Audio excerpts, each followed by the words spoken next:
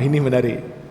Soalan dia, macam mana dengan kaedah nak ambil mudarat yang ringan sebab nak tolak mudarat yang berat.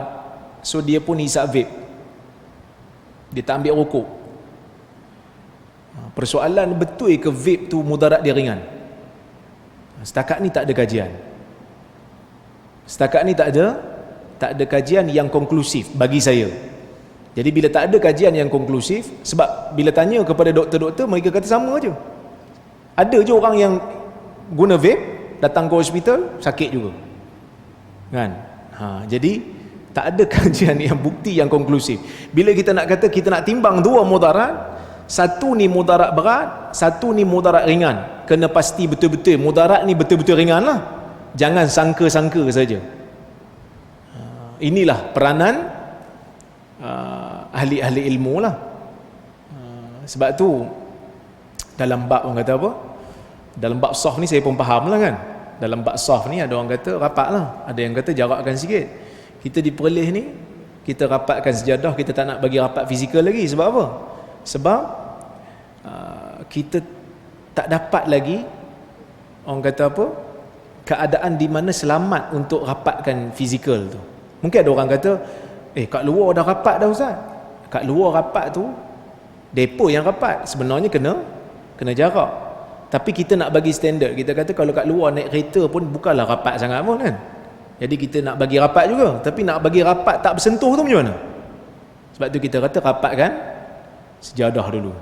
Kita tengok keadaan, tapi tengok kes makin tinggi ni. Kan? Hari ni berapa? Itu ada cadangan PKP lagi. Dia kata PKP lagi. Pening lah kepala kita kan. PKP pula lagi. Sebab apa? Sebab ICU dah mula penuh. Mungkin ada yang kata macam, alah, COVID ni tak bahaya Ustaz. Tapi betul, kebanyakannya sihat. Saya pun kena juga. Tapi sihat lah, Alhamdulillah. Tapi ada yang masuk ICU, bila masuk ICU ramai-ramai, kapasiti kita tak cukup.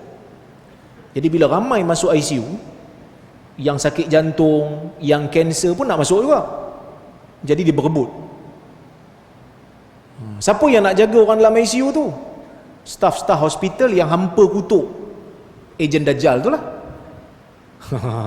Bukanlah tuan-tuan kan, geng-geng anti vaksin lah. Dia duk kata KKM ni ejen Dajjal lah, ejen WHO lah. Bila masuk hospital, orang ni lah nak jaga kita. Orang ni lah yang jaga, yang bagi ubat kan. Saya ada dengar satu hamba Allah, dia betul marah kat saya dengan mufti.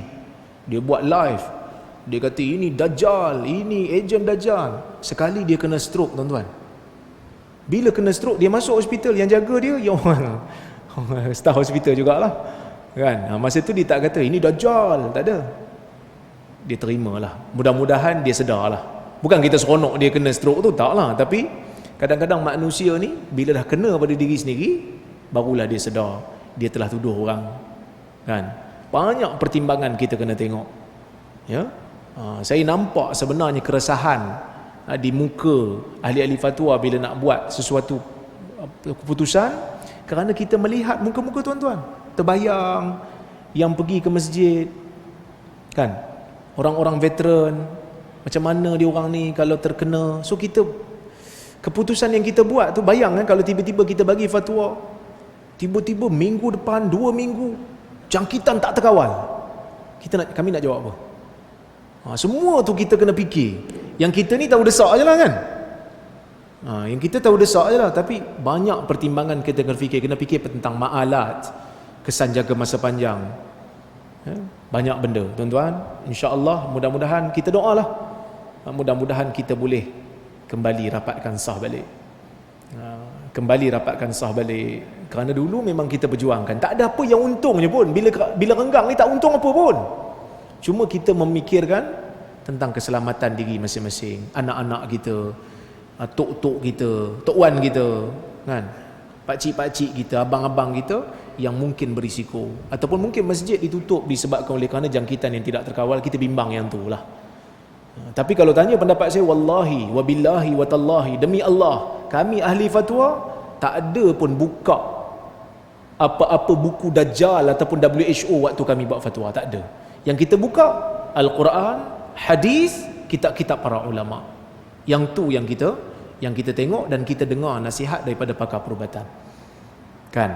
Cuma kelemahan tu adalah macam booster dan apa ni, ada yang kata membawa lebih kesan dia lebih besar dan sebagainya. Yang tu memang kena kajian, kena penelitian rapi balik. Kerana kita semua manusia kan. Yang tu kena penelitian. Tapi sebelum nak tuduh apa-apa, kita kena sedar yang kita akan bertanggungjawab di hadapan Allah atas apa yang kita tuduh. Atas apa yang kita sebut, atas apa yang kita tulis. Berhati-hatilah, takut-takut nanti susah di kemudian hari. Wallahu ta'ala a'lamu bissawab. Saf, menurut majoriti ulama, rapat itu sunat. Maki orang haram. Jangan kerana nak buat benda sunat duk tala benda haram. Bahaya. Kan? Benda haram kita buat sebab nak dapat benda sunat. Tak kepelik. Wallahu a'lam. Okey, terima kasih banyak. Tuan-tuan dan puan-puan rahmati Allah sekalian, saya berhenti di sini dulu. Kalau ada terkasar bahasa tersilap kata, sebenarnya kuliah kita ni dianjurkan juga oleh Global Ihsan. Saya nak ucapkan terima kasih banyak jugalah pada Global Ihsan, dan dia orang tengok melalui Zoom. Sebab tu kuliah kita ni pukul 8. Kenapa lambat Ustaz pukul 8? Pukul 8 sebab nak bagi kawan-kawan di seluruh negara masuk dalam Zoom dulu. Zoom yang online tu. Jadi dia orang pun tengok dekat Zoom. Sebelum ni saya di negeri yang tak boleh nak berceramah di masjid. Jadi saya buat kuliah Zoom. Sekarang ni tak larat dah nak berceramah di masjid. Banyak orang duk mesej ni. Saya kena susun betul-betul jadual. Banyak masjid duk panggil. Jadi saya kata okey, saya ambil hari Isnin untuk kuliah secara hybrid lah. Di masjid pun ada, di Zoom pun ada. So kita ucapkan terima kasih banyak. Di Facebook pun ada. Kita ucapkan terima kasih banyak pada yang hadir di Zoom dan juga di Facebook. Moga-moga Allah Subhanahu Wa Taala berkati kehidupan kita semua, insya-Allah. Ada juga yang hadir sebab nak maki saya pun ada juga. Pun ada juga. Tak ada kerja dia maki saya. Tak apalah, no problem lah kan. Maki saya makan sedap lagi, no problem. Wallahu alam. Aqulu qawli hadza wa astaghfirullahal azim li wa lakum. Wassalamu alaikum warahmatullahi wabarakatuh.